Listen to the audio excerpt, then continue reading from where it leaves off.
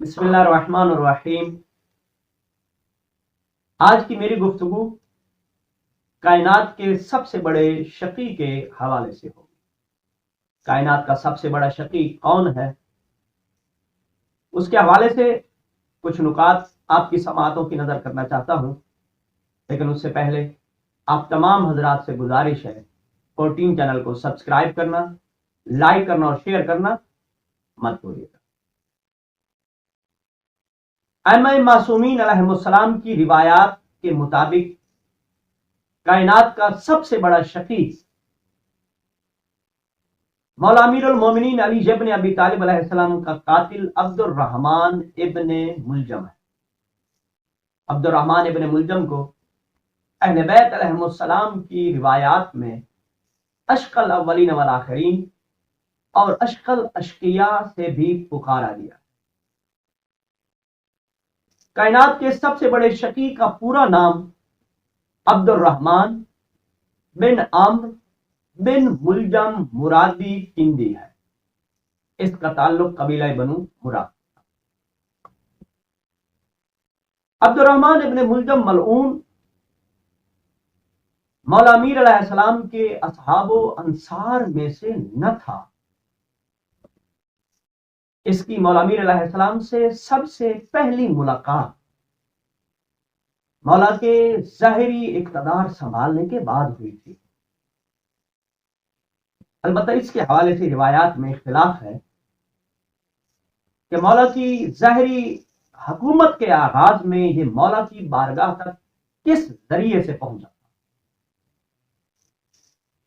کچھ روایات یہ کہتی ہیں کہ جب مولا نے تخت اقتدار سنبھالا اور جناب محمد بن ابی بکر کو مصر کا گورنر بنا کر مصر بھیجا، کچھ دنوں کے بعد جناب محمد بن ابی بکر نے اہالی مصر سے ایک ڈیلیگیشن، ایک وفد منتخب کیا اور اپنے ایک خط کے ہمراہ انہیں مولا کی خدمت میں بھیجا۔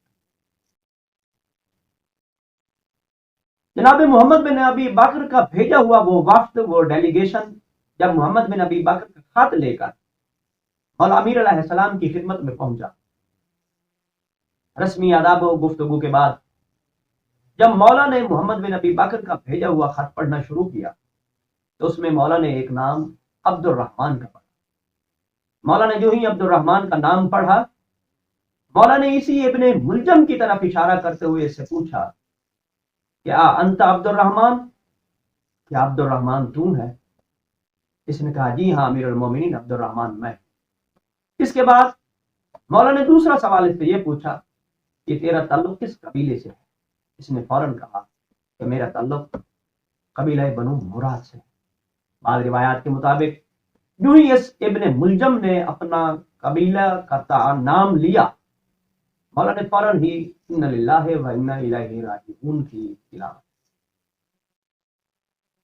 دوسری روایت جو یہ بتاتی ہے کہ یہ مصر سے نہیں آیا تھا، بلکہ یہ مولا کے تخت حکومت سنبھالنے کے بعد یمن کی طرف سے، یمن کے ڈیلیگیشن کا حصہ بن کر مولا کی خدمت میں پہنچا۔ ان دونوں صورتوں میں، ان دونوں مختلف قسم کی روایات میں جو متفق علیہ بات سامنے آتی ہے وہ یہی ہے کہ ابن ملجم کی مولا سے پہلی ملاقات مولا کے ظاہری اقتدار سنبھالنے کے بعد ہوئی تھی۔ ان دونوں روایات کا جو متفق علیہ بیانیہ ہے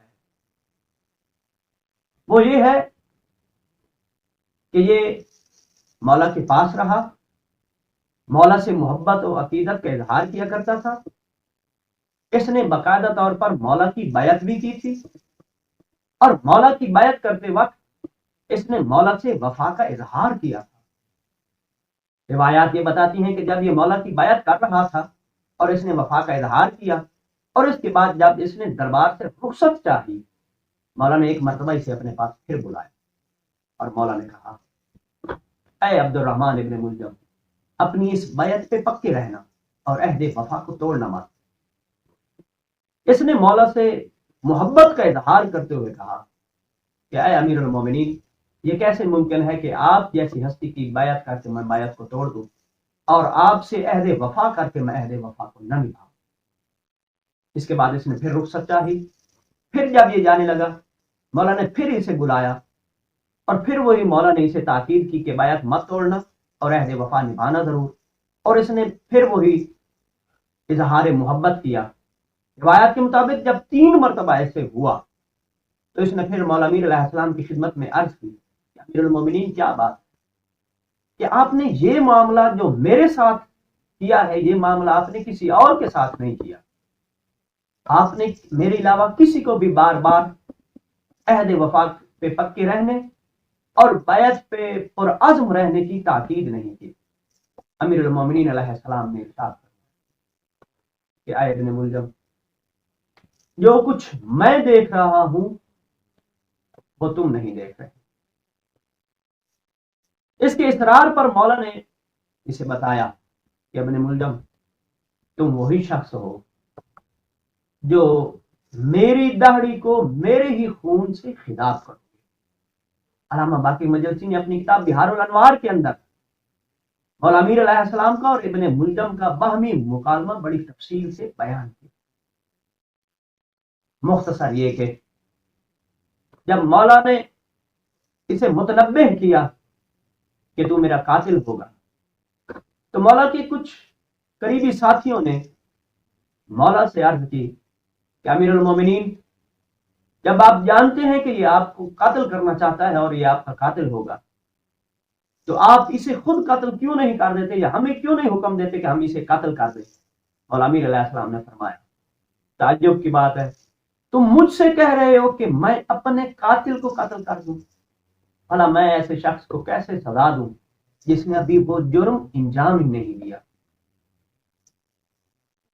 ابن ملجم کی صحابیت ثابت ہو یا نہ ہو، اور اس بحث میں جائے بغیر کہ کیا وہ صحابی تھا یا نہیں تھا، اتنی بات مسلم ہے کہ اس کی تابعیت سے انکار نہیں کیا جا سکتا۔